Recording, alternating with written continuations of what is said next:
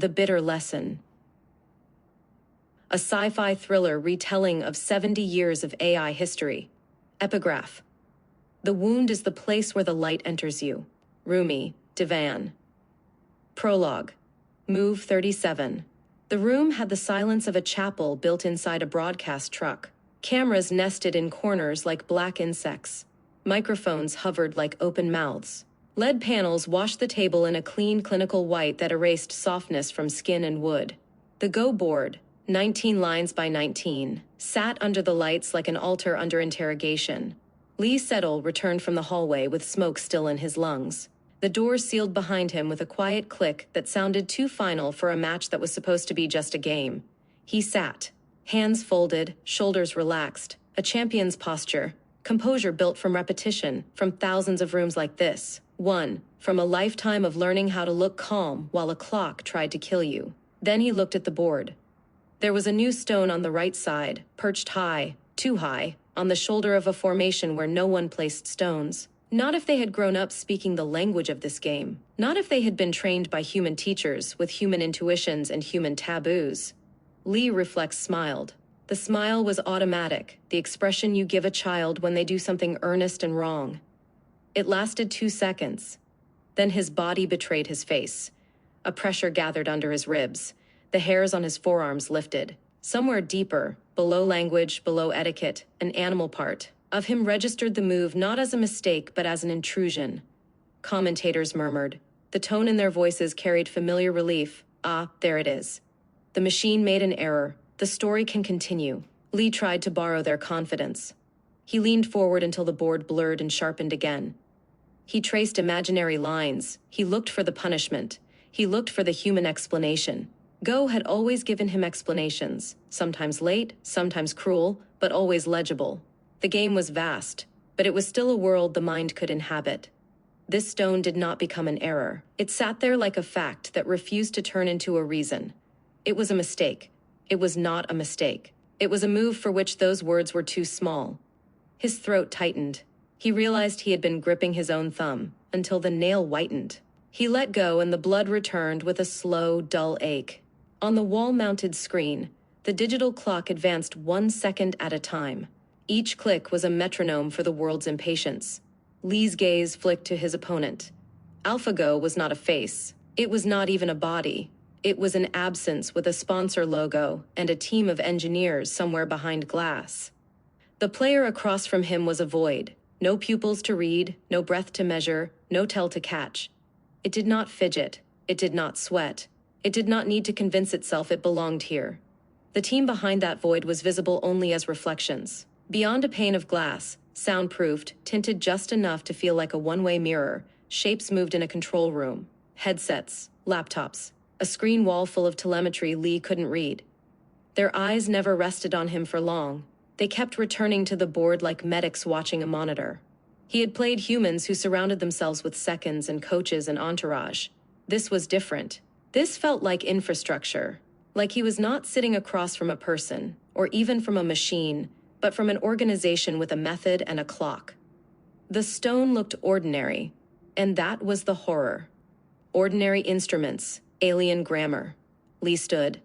The chair whispered against the floor, an indecent sound in the room's hush. He bowed slightly. Habit, courtesy, a ritual from a world where form still mattered. Then he walked out. In the corridor, away from the lights, the air tasted like dust and disinfectant. His hands shook once, a single tremor, as if his nervous system had finally been allowed to speak. He pressed his fingertips to the wall and tried to find something solid. His whole life had been built on pattern, on the trust at the board. His truths could be internalized until they lived in the body. Now a move had appeared that his body could not digest. Nothing held. In the silence, he heard something else, the quiet rhythm of his own pulse. Faster than it should be, as if his body were trying to run without him. He thought absurdly of a childhood memory, his teacher's hand hovering above the board, correcting his fingers, guiding him into a shape that would later feel natural. Go was full of those invisible inheritances, moves learned from moves, a lineage of intuition. This stone had no lineage he recognized, It was as if the board had been spoken to in a language older than humans, or newer than them. He closed his eyes, not to meditate, not to calm down, only to block the board from his mind for a moment. But the board persisted anyway, burned into the inside of his eyelids. He opened his eyes and turned back toward the door. The cameras would be waiting. The clock would be waiting. The stone would be waiting. The match would continue. But something had already ended. And as he reached for the handle, he felt the strangest, most humiliating thought of his career rise like bile. If this is what it can do, what else has it been hiding? Part I. The promise. This being human is a guest house. Every morning a new arrival. Rumi, the guest house, trans. Coleman Barks, Chapter 1, The Summer of Claims. In the summer heat, certainty has a smell, paper warmed by sun, sweat and wool, chalk dust drifting like spores. A room can hold it, certainty, until it becomes an atmosphere everyone breathes without noticing. Mara Chen felt it the first time she stepped into an AI seminar where the future was spoken of as if it were a contract already signed. You can feel that kind of certainty in a room before anyone proves anything. It settles on your skin like heat. It makes you want to agree just to stop resisting it. The room was not grand. It didn't need to be. Its power came from sentences. Bold, declarative, clean. Sentences that treated the mind as something that could be specified, and therefore built, and therefore owned. Someone wrote on a board, every aspect of learning or any other feature of intelligence can, in principle, be so precisely described that a machine can be made to simulate it. Mara stared at the words until the chalk marks seemed to vibrate. The line hit her like an incantation. It promised a world where intelligence was not mystery but engineering, where a mind could be disassembled into parts and reassembled inside silicon, the way a radio could be repaired. Around her, voices rose and collided. Claude Shannon had already named the split in a chess paper that everyone cited and few truly believed.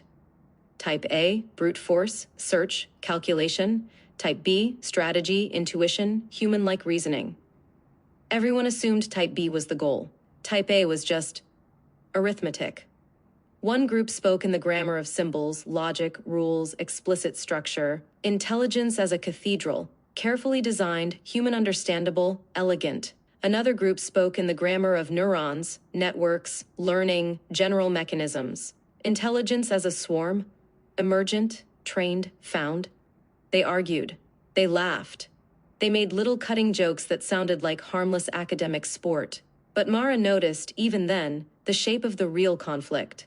They all shared an unspoken assumption. Compute is constant. If computation is fixed, if you only get so many operations, so much time, so much hardware, then you must spend human insight like currency. You must encode expertise. You must cheat by baking knowledge into the machine because you cannot afford to let the machine discover it. In that world, elegance is not taste, it is survival. Mara scribbled notes in a cheap notebook. She thought she was capturing ideas. What she was really capturing was mood. The field's posture toward the world, entitlement mixed with awe. In the hallway, she overheard a senior researcher dismiss a brute force approach with a flick of the wrist. Ugly, he said. That's not intelligence. That's just computation. The word just was a moral judgment disguised as an adjective. Mara smiled politely and kept walking. But something in her tightened. The world outside this building, the real world, did not care what felt ugly. The world cared what worked. Nature herself was brute force. Billions of years of variation. And selection without explanation, without elegance, without apology. She went home that night and couldn't sleep. The city outside her window hummed. Cars moved through intersections like electrons in a circuit.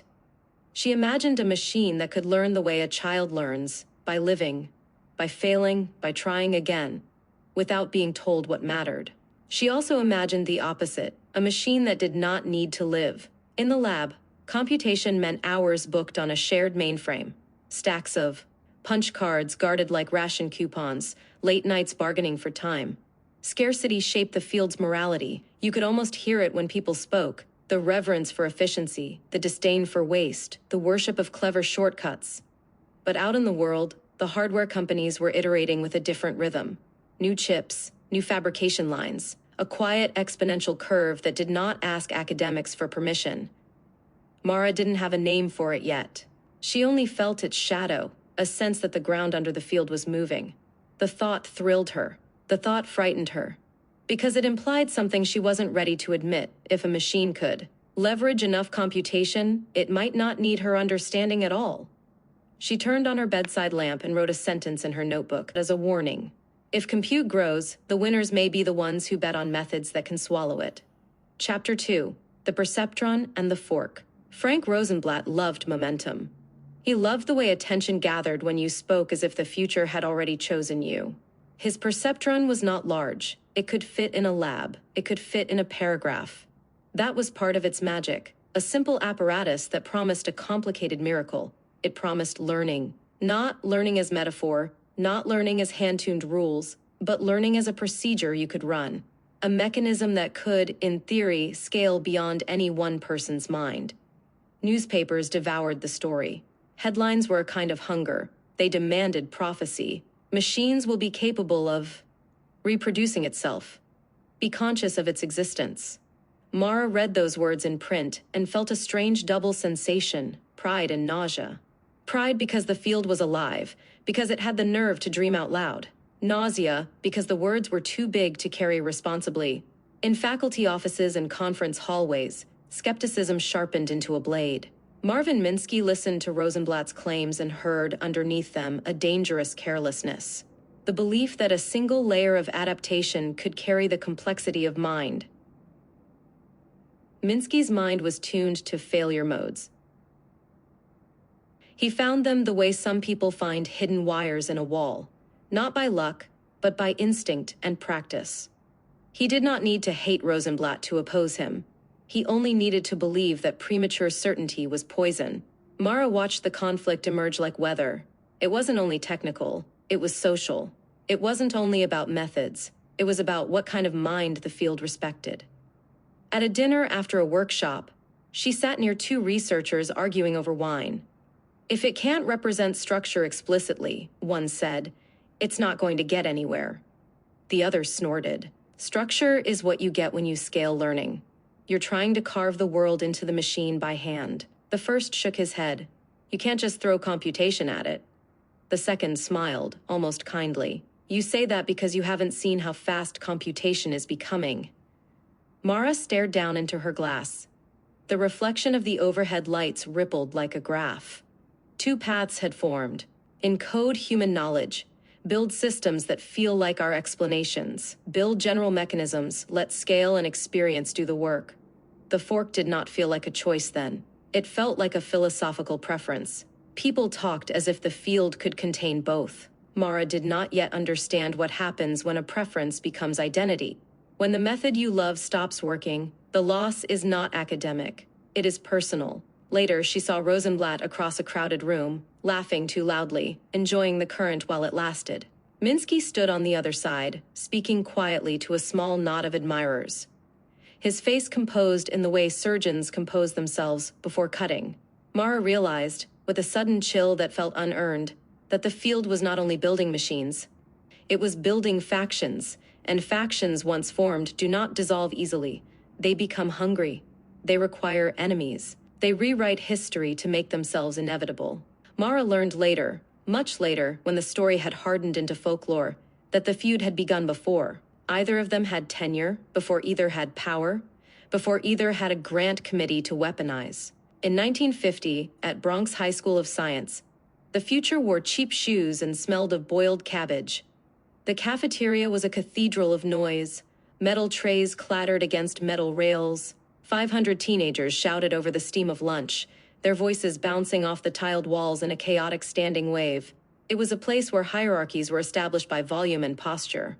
But at a corner table near a window filmed with winter grime, a different kind of hierarchy was being negotiated. Marvin Minsky sat with the stillness of a watchmaker. He was thin, sharp, vibrating with a precise energy that made other students nervous. On the table in front of him, pushed aside by a half-eaten sandwich, lay a diagram drawn on graph paper. It was a circuit. Clean, logical. A maze where every turn was decided by a rule. Across from him sat Frank Rosenblatt. Frank was different, broader, looser, luminous, with the kind of confidence that doesn't need a plan. He leaned back in his chair, gesturing with a fork as if conducting an orchestra that only he could hear. "You're building a trap," Frank said. His voice was warm, expansive, loud enough to make a passing student glance over. "You want to build a mind like a clock. Gear A turns gear B. If it breaks, you find the bad tooth." Minsky didn't look up from his graph paper. He adjusted a line with a pencil, his movements economical. "If you can't describe it," Minsky said, "you haven't built it. You've just grown a mold. That's what a brain is, Marvin. It's a mold that learns the shape of the world." Frank leaned forward, elbows on the table, invading Minsky's meticulously organized space. "You think the cortex has a wiring diagram. You think there's a little engineer in there soldering connections. It's a mess. It's a glorious statistical mess. It works because it's messy." Minsky looked up then. His eyes were cool, amused, but behind the amusement was a steel shutter. "It works because it processes information," Minsky said. "And information has structure. If you don't respect the structure, you don't get intelligence. You get noise. Noise is the raw material." Frank laughed. He loved the argument. He loved the feeling of ideas colliding in midair. You start with noise. You reward the noise that works. The structure emerges. That's the miracle. Minsky put his pencil down. He looked at Frank with the expression of a surgeon looking at a faith healer. "Emergence," Minsky said, savoring the word like a piece of bad meat. "That's just a word for what happens when you don't understand your own mechanism. It's giving up. It's humility," Frank countered. "It's laziness." The air between them tightened. Around them, the cafeteria roared on. Gossip about prom, arguments about baseball, the low-stakes drama of adolescence. But in that corner, under the grimy window, something dangerous was happening. Two teenagers were constructing the outlines of a war. They weren't just arguing about machines. They were arguing about the nature of truth. For Minsky, truth was something you excavated, polished, and placed in a display case. It was legible. It was clean. It was symbolic. For Rosenblatt, truth was a current. You couldn't hold it. You could only build a vessel that could learn to sail it. "You want to be God," Frank said softly, the grin fading just enough to show the edge beneath. "You want to design the universe from the top down." Minsky picked up his pencil again. He drew a sharp, final line on his graph paper. "And you," Minsky said, "want to be a gardener. You want to plant a seed and hope it turns into a mathematician. But you know what happens to gardens, Frank. Tell me." "Weeds," Minsky said. "Weeds everywhere." Frank Rosenblatt laughed again, but this time the sound didn't reach his eyes. He looked out the window at the gray Bronx sky. "Better a weed that grows," he said, "than a clock that only tells you what time you set it to." They would argue about this for the rest of their lives. They would argue in labs, in journals, in funding committees. They would argue until the argument became the architecture of a discipline. Only one of them would live to see who was right. She walked home with the fork in her mind, like a splitting bone.